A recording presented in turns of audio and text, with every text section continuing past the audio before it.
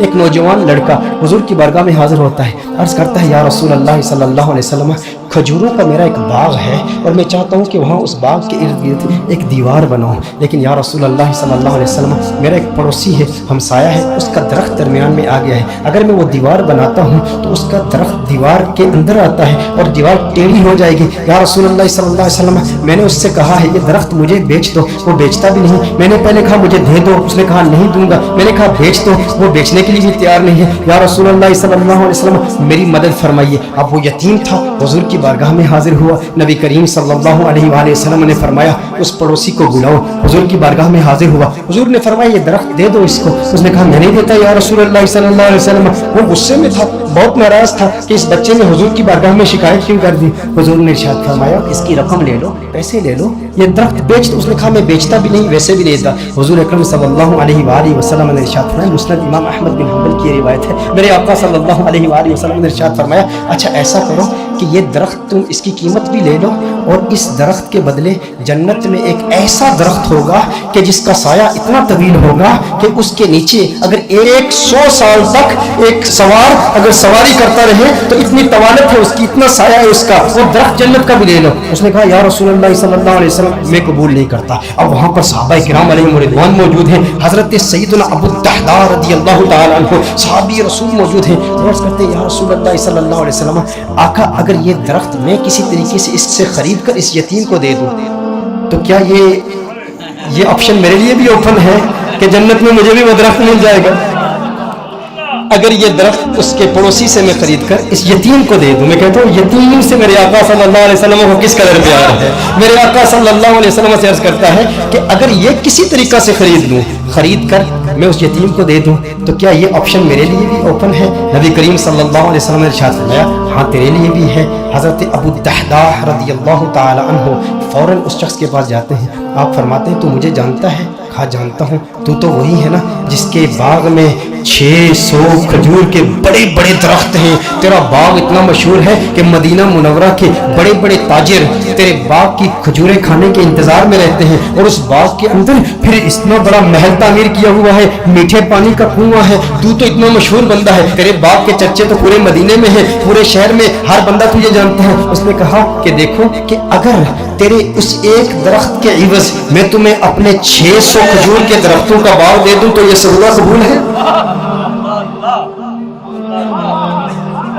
یہ سودا قبول ہے؟ وہ حیران ہو گیا، یہ کیسے ہو سکتا ہے؟ ایک درخت اور ادھر اتنا بڑا باغ، ابو الدحداء کیا بات کر رہے ہو؟ کیا واقعی یہ سودا کرنا چاہتے ہو؟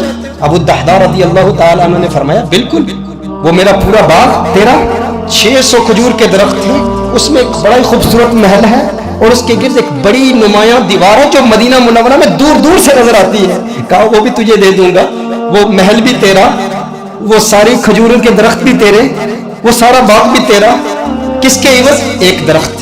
کہا ٹھیک ہے، اور حضور کی گواہی میں یہ سودا ہوتا ہے۔ اب ابو الدحداء رضی اللہ تعالیٰ عنہ فوراً وہاں سے جاتے ہیں، اب ان کی جو زوجہ ہے وہ اس باغ کے اندر ہے، باہر سے آواز دیتے ہیں اپنی زوجہ کو، ہے ام دحداء ذرا باہر ہو باہر ہو، میں نے اس باغ کو بیچ دیا ہے۔ اب ام دحداء جانتی ہیں یہ بہت بڑا تاجر ہے، بہت بڑا بزنس مین ہے، خسارے کا سودا نہیں کرتا، کبھی خسارے کا سودا نہیں کرتا۔ ام دحداء نے کہا ہے وہ دحداء کیسے سودا کیا ہے؟ کہا جنت کے ایک درخت کے عوض میں نے بیچا ہے۔ اب دیکھو میرے دوستوں، اب دیکھو ام دحداء وہ نیک بخت خاتون، وہ خوش قسمت خاتون، اس کی عظمتوں کو سلام۔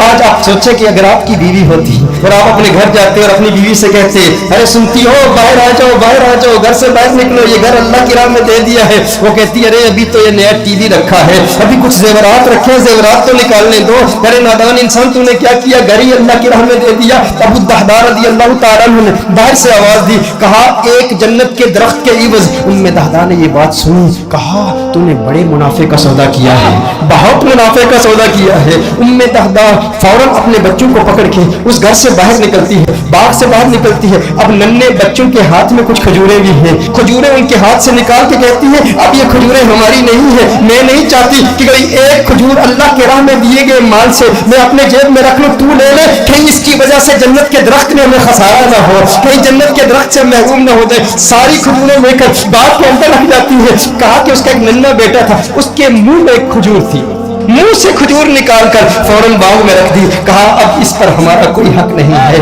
ये अल्लाह का माल है, अब हमने अल्लाह की राह में दे दिया है। अब इस पर उलमा के दो कौल हैं। एक मारूफ कौल की रोशनी में अर्ज करता हूँ कि अबू दहदा रज़ियल्लाहु ताला अन्हु के इस बाग के अलावा उनके पास और कोई बाग भी नहीं था, उनके पास और कोई दौलत भी नहीं थी, उनके पास और कोई माल भी नहीं था। लेकिन अबू दहदा रज़ियल्लाहु ताला अन्हु हुजूर की बारगाह में फिर हाजिर होते हैं, अर्ज करते हैं या रसूलल्लाह सल्लल्लाहु अलैहि वसल्लम, आका ये सौदा पक्का है ना, आका ये सौदा पक्का है ना। नबी करीम सल्लल्लाहु अलैहि वसल्लम खुश हो जाते हैं और हुजूर खुश होकर फरमाते हैं कम मिन इज़्किन रदाहिन लि अबी दहदा फिल जन्नह, कम मिन इज़्किन रदाहिन लि अबी दहदा फिल जन्नह, कम मिन इज़्किन रदाहिन लि अबी दहदा फिल जन्नह। रावी कहता है हुजूर बार बार पढ़ ले, मुसलसल ये जुमले कह रहे हैं अबू दहदा तेरे लिए जन्नत में कितने दरख्तों की, कितनी टहनियों पे कितनी खजूरें, माला माल है तू।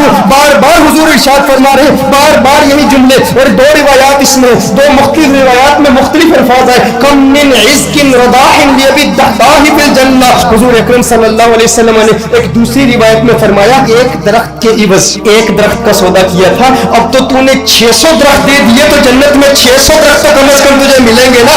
मैं मोहम्मद अरबी सल्लल्लाहु अलैहि वसल्लम जन्नत में देख रहा हूँ कि खजूरों के कितने दरख्त अल्लाह जल्ल व अला ने तुझे दे दिए हैं। मेरे दोस्तों इतनी कुर्बानी दी, एक यतीम की खातिर दी, लेकिन उन लोगों की कुर्बानी का अंदाज भी देखे, उनकी कुर्बानी का अंदाज भी निराला है। आज कोई कुर्बानी दे ना तो उसे जन्नत की जमानत मिल जाए, या कोई कहे, कोई शेख ही कह दे, कोई स्कॉलर ही कह दे, कोई ऑर्गेनाइजेशन का मेंबर ही कह दे, कोई तहरीक वाला ही कह दे, इतना काम करे ना तो फिर तेरा काम कबूल हो जाएगा। वो कहते हैं मैंने तहरीक के लिए, मैंने दीन के लिए, मैंने इस मस्जिद की तामीर के लिए, मैंने कंजुल हुदा के लिए, मैंने दीनी ऑर्गेनाइजेशन के लिए, अपनी तहरीक के लिए इतना बड़ा काम किया, अब ये काम काफी है। लेकिन सहाबा किराम अलैहिम रिज़वान का ये मिजाज नहीं था। अबू दहदा के लिए मेरे आका नारे लगा रहे हैं, बार बार फरमा रहे हैं अरे कितनी खजूर है, मैं देख रहा हूँ जन्नत में ये सारे तेरे हैं। बार बार इरशाद फरमा रहे हैं भाई जितने इतनी तसल्ली मिल जाए और लिसाने मुस्तफा से मिल जाए, आका की जुबान से मिल जाए, उसकी किस्मत किस उरूज पर होगी। लेकिन फिर ये वही अबू दहदा है, उसके बाद भी मेहनत करते रहे। ग़ज़वाए उहद में जब दुश्मनों ने हुजूर पर हमला किया, अबू दहदा अपने सीने पर उन तीरों को बर्दाश्त कर रहे हैं और मेरे आका के कदमों में शहीद हो जाते हैं। और ग़ज़वाए उहद के बाद मेरे आका ने तलाश किया, कहा मेरा अबू दहदा मुझे दिखाओ। अरे वो खजूरों वाला मेरे आका अबू दहदा को देखते हैं और देख के मुस्कुराते हैं और मुस्कुरा के फिर फरमाते हैं कम मिन इज़्किन रदाहिन लि अबी दहदा फिल जन्नह। अबू दहदा जन्नत में खजूरें ही खजूरें, खजूरों के दरख्त। मेरे आका खुश होते हैं, उसकी हौसला अफजाई फरमा रहे हैं। मैं कहता हूँ कैसा खुशबख्त है जिसने हुजूर की जात के लिए, हुजूर की जान की तहफ़्फ़ुज़ के लिए अपनी जान दे दी।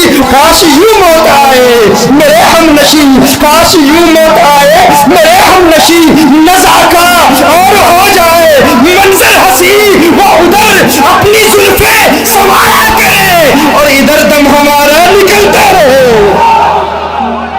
हुजूर की जुल्फों का असीर, हुजूर की जुल्फों को देखता हुआ इस दुनिया से चला गया। दिल में, जिगर में, आंख में बस तू ही तू रहे, इसके सिवा न दिल में कोई आरज़ू रहे। इस एहतिमाम में शौक़ में सजदे करूं अदा, तेरा ख्याल आए तो दिल बावजू रहे। और जन्नत मेरे नसीब की वाइस को बख्श दे, मेरे कफन में गैस में जाना की भूले। जो उनकी जुल्फों को असीर होते हैं वो ना अपना नाम मांगते हैं, ना वो तस्वीरें, ना वो एलानात के शौक रखते हैं।